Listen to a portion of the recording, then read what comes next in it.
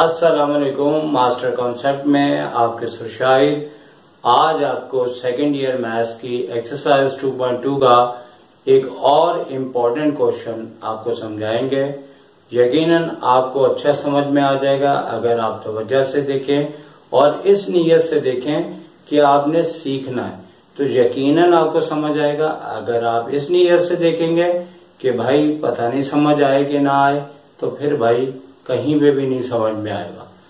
Question number 12 बहुत important, सही है, आपके पेपर में इंशाल्लाह आ सकता है, आए और आप अच्छा करके आए, हमारी दुआएं आपके साथ है। चलते हैं क्वेश्चन की तरफ, और उसको समझाने से पहले आप ये बात नोट कर लें कि ये क्वेश्चन बहुत ज्यादा इंपॉर्टेंट है, तो लिहाजा आपके लिए ये क्वेश्चन भी हाजिर है। चलते हैं। एक्सरसाइज 2.2 का क्वेश्चन नंबर 12 काफी ज्यादा इंपॉर्टेंट है और एग्जाम में अक्सर ही आने के इसके चांसेस भी होते हैं और आता भी है। और इस क्वेश्चन को हम पढ़ लेते हैं ताकि आपको फिर एक्सप्लेन कर दें इसको। तो question number 12 2.2, find the coordinates of the incentre of the triangle whose angular point respectively. 2 points इसके मतलब 2 पार्ट्स दिए हैं इसके, और हम फर्स्ट वाले पार्ट्स को एक्सप्लेन कर रहे हैं। तो इसमें सबसे पहले हमें ये देखना होगा कि आखिर ये जो बात कही गई है इसका क्या कॉन्सेप्ट है। इसके लिए हम आपको लेके चलते हैं और जहां हम आपको बताएंगे कि इन सर्किल की डेफिनेशन बताएंगे, उसका फॉर्मूला बताएंगे, उसकी फिगर बताएंगे, फिर आपको लेके चलेंगे क्वेश्चन की तरफ। तो ये इन सर्किल की डेफिनेशन हम दिखा रहे हैं आपको, जिसमें लिखा हुआ है कि the circle touch all the 3 sides of a triangle, the circle is called the of the triangle. Basically हमने इसकी इंफॉर्मेशन आपको बताई है फिगर के जरिए कि हमारी एक सर्किल होता है जो ट्राइंगल की तीनों साइडों से टच होता है और सेंटर से तीनों टचिंग पॉइंट का डिस्टेंस इक्वल होता है, जैसा कि हमने गिवन के अंदर दिखाया हुआ है कि OD, OE, OF डिस्टेंस हमारे इक्वल है। बेसिकली ये इंफॉर्मेशन है। वैसे इसका फॉर्मूला हमने लिखा हुआ है, जो आप देख सकते हैं कि जिस तरह से हमने ये फॉर्मूला दिखाया है इसी से रिलेटेड हमारा क्वेश्चन नंबर 12 है। हमने फॉर्मूला भी बताया, उसकी डेफिनेशन भी बताई। अब हम आ जाते हैं इसके ऊपर। तो देखें इसके 2 पार्ट्स हैं, तो हम फर्स्ट वाले पार्ट्स को यहाँ पे 12 के फर्स्ट पार्ट का हमने ऑर्डर पेयर्स को नोट कर लिया है। याद रहे कि ऑर्डर पेयर अगर विद नेम दिए हों तो ठीक है, नहीं दिए हों तो फौरन हमने कहना है let A, B and C be the vertices of a triangle ABC। अब फिगर के ऊपर चलते हैं और फिगर्स को देखते हैं कि क्या होगा फिगर में। तो भाई इसमें आप इसे A इसको भी कह सकते हो, इसको भी कह सकते हो, किसी को भी कह सकते हो, नो प्रॉब्लम। तो हमने इसको A, इसको B, इसको C वर्टेक्स यानी कि वर्टिसेस तीनों ले लिए हमने। और इस फिगर के अंदर ये याद रहे कि A के सामने वाली जो साइड है वो A साइड्स कहलाती है, तो उसको हम स्मॉल से शो करते हैं, और B वर्टेक्स के सामने वाली साइड B कहलाती है। इसी तरह C के सामने वाली स्मॉल सी। साइडों को हम स्मॉल से शो करेंगे क्योंकि वर्टेक्स को हमेशा हमें छोटी क्लासेस से समझाया गया है कि कैपिटल से शो किया जाता है। बेसिकली A क्या है? A डिस्टेंस है B से C तक का, और इसी तरह ये B डिस्टेंस है A टू C का, और उसी तरह से C A टू B का डिस्टेंस, जिसके हमें उन्होंने ऑर्डर पेयर्स दिए हुए हैं जिसके मुताबिक हम निकाल सकते हैं।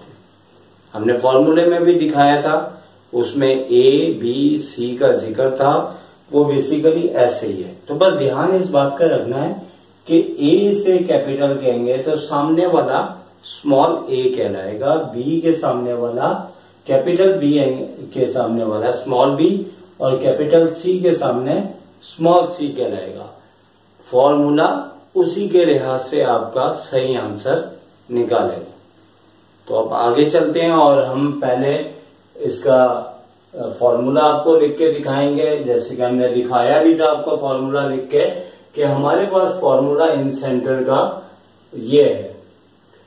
ठीक है, पढ़ के सुनाएंगे तो टाइम लगेगा। आप बड़ी क्लास के माशाल्लाह आपको फॉर्मूला दिखाई दे रहा है कि इसमें आपका ए बी और सी का भी जिक्र है, x1 x2 x3 का भी जिक्र है, लेकिन किस तरह से ये लेना है, जैसे कि हमने अपनी फिगर के अंदर एक इस ऑर्डर पे को लिया है तो हमें शुरू में यहां पे कहना पड़ेगा कि ये x1 और y1 है, और इसी तरह b जो है वो x2 y2 है, जैसे कि 8 और 2 लिखा है, और c हमारे पास x3 y3 जैसे कि 9 9 लिखा हुआ है। और उसके बाद हमारे पास फर्स्ट भी फाइंड आउट हमने करनी है वैल्यू किसकी, ए बी सी, जो कि बेसिकली डिस्टेंस है। जैसे कि हमने फिगर में आपको बताया था कि A distance, B distance, C distance, और डिस्टेंस से आपको 2.1 जहन में आनी चाहिए जो कि डिस्टेंस फॉर्मूले से होता है। तो डिस्टेंस फॉर्मूला हमने यूज करना है और डिस्टेंस फॉर्मूले को हमने लिख के दिखा देना है। अब होना क्या है कि मुख्तसर एक काम 3 बार होना है कि हमें ए बी और सी का डिस्टेंस फाइंड आउट करना है। तो हमारा एक ही तरीकाकार होगा। अब जैसे हम ए डिस्टेंस निकाल रहे हैं तो डिपेंड करता है कि हमारी फिगर पे ए हम किस साइड को ले रहे हैं। तो ए हम ए एंगल के सामने वाली साइड है जो कि डिस्टेंस है बी टू सी का। तो बी टू सी में हमारे पास जो उसके ऑर्डर पेयर है वो आप यहां देख सकते हैं बी और सी है। तो बेसिकली हमारे पास इन दोनों ऑर्डर के ऊपर डिस्टेंस फॉर्मूला अप्लाई होगा, और हम ये आपको दिखा भी इसीलिए रहे कि हमें डिस्टेंस फॉर्मूला हमने यूज किया हुआ है ताकि आपको याद रहे बी और सी के ऊपर डिस्टेंस फॉर्मूला अप्लाई करना आप 2.1 में सीख चुके हैं। और हमने यहाँ पे स्टेप बाय स्टेप ये फॉर्मूला यूज करते गए हैं, और यहाँ पे प्लस माइनस करने के बाद 1 का स्क्वायर 1, 7 का स्क्वायर 14 है। ये मैंने इसलिए एक्सप्लेन नहीं किया कि ये बातें पहले हो चुकी हैं, आपको पता ही होना चाहिए। तो यहाँ पे ऐड करके 50 आ रहा है, और 50 में 2 नंबर का मल्टीपल अगर हम लें 25 इंटू 2 तो वो 50 होता है। तो 25 का रूट से बाहर निकल आना और 2 का रूट के अंदर रहना, और ए का आंसर 5√2 यूनिट आ गया। यूनिट हमें लाजमी लिखना है क्योंकि लाजमी जो है डिस्टेंस का कोई ना कोई यूनिट होता है। तो यहां तक आप नोट कर लें, फिर उसके बाद हम चलते हैं बी के ऊपर। तो टाइम बचाते हुए बिल्कुल उसी तरह से बी पे भी हमने डिस्टेंस फॉर्मूला यूज किया है, लेकिन याद है कि बी हमारी फिगर के अंदर किसकी लेंथ है, ए टू सी। तो दोबारा आप यहाँ पे आ जाएं और देखें कि ए हमारे पास 2 8 है और सी हमारे पास 9 9 है। तो बेसिकली बी जब हम फाइंड आउट करेंगे तो ए सी के ऊपर डिस्टेंस फॉर्मूला लगाएंगे, और यहाँ पे हमने ए सी के मुताबिक फॉर्मूला लगाया, और लगाने के बाद यहाँ पे भी महज इत्तफाक है कि उसका भी आंसर √50 आया। लेकिन जरूरी नहीं है सेम आए, क्योंकि इस क्वेश्चन में सेम आ रहा है, लेकिन इसको अपनी पहचान या जहन में ये ना बिठाइएगा कि ऐसा होता है, ये बाय चांस हुआ ऐसा। तो 50 के बाद वही बात कि 25 का रूट से बाहर निकल आएगा तो 5 हो जाएगा, और रूट के अंदर 2 यूनिट लगाना नहीं भूलना। तो बिल्कुल उसी तरह से हम सी का डिस्टेंस मालूम करेंगे। तो सी का डिस्टेंस जब फाइंड आउट करेंगे तो फिगर के ऊपर आ जाए तो सी किसकी लेंथ है, ए से लेके बी तक की लेंथ है। तो फिर आप इस तरफ आ जाए। ये थोड़ा सा जुमला कटा था, इस तरफ आप आ जाएं और देखें ए और बी के ऊपर, यानी इन दोनों पे हम डिस्टेंस फॉर्मूला यूज कर रहे हैं, तो बिल्कुल उसी तरह चलते चलते इस टाइम थोड़ा सा चेंज आया। 2 टाइम ऐसे आया कि रूट के अंदर 50 आया, लेकिन इस बार 72 आ रहा है। तो क्या करना है कि ये 36 टू जा 72 होता है, तो 36 रूट से बाहर निकल के 6 और रूट के अंदर 2 रह जाएगा, जो कि इसका यूनिट लिखना है। अब टाइम बचाने के लिए हमने आपका ये फॉर्मूला भी तकरीबन 70% कंप्लीट रखा हुआ है, लेकिन थोड़ा सा काम हमने छोड़ा है ताकि आपको हम समझाते हुए चले। अब फॉर्मूले में बेसिकली ये ए है, यहाँ पे मल्टीप्लाई x1 होगा, ये प्लस बी है और यहाँ मल्टीप्लाई x2 और ये सी मल्टीप्लाई x3 और नीचे है a प्लस बी प्लस सी उसकी वैल्यू है। अब हमें देखना होगा कि x1, x2, x3 आखिर क्या है। तो यहाँ पे आ जाते हैं, हमने ये इसीलिए नोट किया था कि x1 हमारे पास 2 है और x1 हमारे पास 2 है, x2 हमारे पास 8 और x3 9, यानी कि 2, 8, 9। तो यहां पे हम क्या लिख देंगे, 2 लिख देंगे, फिर 8 लिख देंगे और ये 9 लिख देंगे। तो ये बिल्कुल हमने उसी हिसाब से लिखा है कि x1 हमारे पास 2 है, x2 हमारे पास 8 और x3 हमारे पास 9 है। इसी तरह y1, y2, y3 हमने रखना है, जबकि हमने a, b और c की मैग्नीट्यूड रख चुके हैं। तो यहाँ पे y1 8, y2 2 और y3 9, यानी कि 8 to 9। तो यहाँ पे 8 to 9, यानी एक तरह से ये y1 है, ये y2, ये y3। तो अब आगे चलते हैं। तो बेसिकली पहले ये मल्टीप्लाई होगा, मल्टीप्लाई के बाद इन सेंटर हमने निकालना है। अगर इस पॉइंट को हम O कह दें तो ये वाला हमारा जो इन सेंटर है का फॉर्मूला है, ये हमारे पास O बन जाएगा।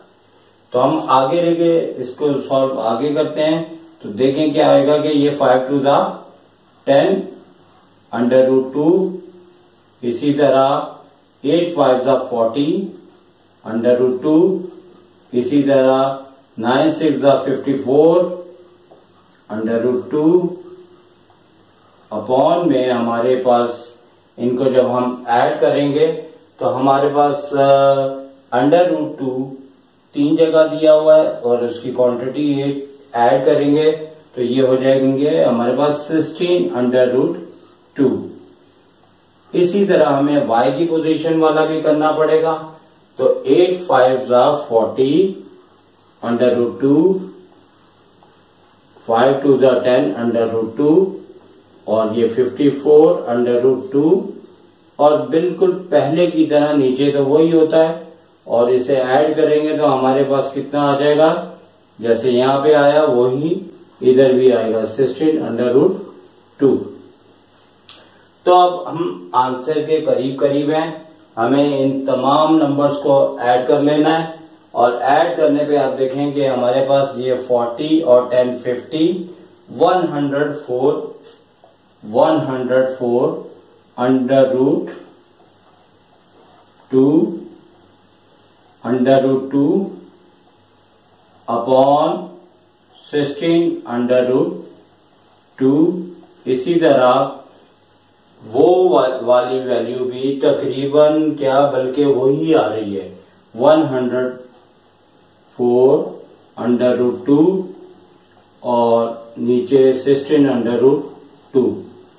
अब हम ये देखेंगे कि अंडर रूट 2 और अंडर रूट 2 कैंसिल हो जाएगा इधर भी और इधर भी, और हमें अपना मैक्सिमम टेबल देखना है जो इन दोनों कांस्टेंट को डिवाइड कर सके। तो अब अगर हम मैक्सिमम टेबल देखें इसमें 8 का है जो ऊपर नीचे कटिंग कर रहा है, तो ये 8 2 16 और 8 के टेबल से 8 1 8 और 8 3 24। तो यकीनन यहां पे भी वही होगा ये 2 नीचे ऊपर 13। तो फाइनल हमारा आंसर क्या आया, जैसे हम यहाँ पे आपके सामने जो कि इन सेंटर है और वो है 13/2 और दोनों 13/2। तो भाई बहुत से बच्चे ना ये आदत बना लेते हैं कि भाई दोनों सेम आए, हर जगह आएंगे। ऐसे कुछ नहीं होता, बहुत जगह अलबत्ता हो जाता है, लेकिन नॉर्मली महज इत्तेफाक भी होता है कि ऐसा आ जाता है, लेकिन अमूमन ये डिफरेंट आता है। और बेसिकली इसका कॉन्सेप्ट इस तरह से क्लियर होता है कि अगर हम इसको ग्राफ के ऊपर जब पूरी इंफॉर्मेशन हम मैट्रिक के ग्राफ की तरह अगर हम इसे करें, इसके ऑर्डर पेयर्स लें, डॉट डालें, तो पूरी फिगर अगर हम बनाएं प्रैक्टिकल ज्योमेट्री के जरिए, क्योंकि ये एनालिटिकली है, तो हमारा जो इन सेंटर है वो यकीनन यही आएगा। लेकिन क्योंकि एनालिटिकली में हमें विदाउट फिगर हमें फॉर्मूलों के जरिए वो आंसर निकालना होता है, मालूम करना होता है, तो हमारा वो आंसर आ चुका हुआ है। इसका सेकंड पार्ट भी ऐसे ही होगा। अब आपसे हम इजाजत चाहेंगे, इंशाल्लाह नेक्स्ट वीडियो में मिलेंगे आपसे। टेक केयर, अल्लाह हाफिज।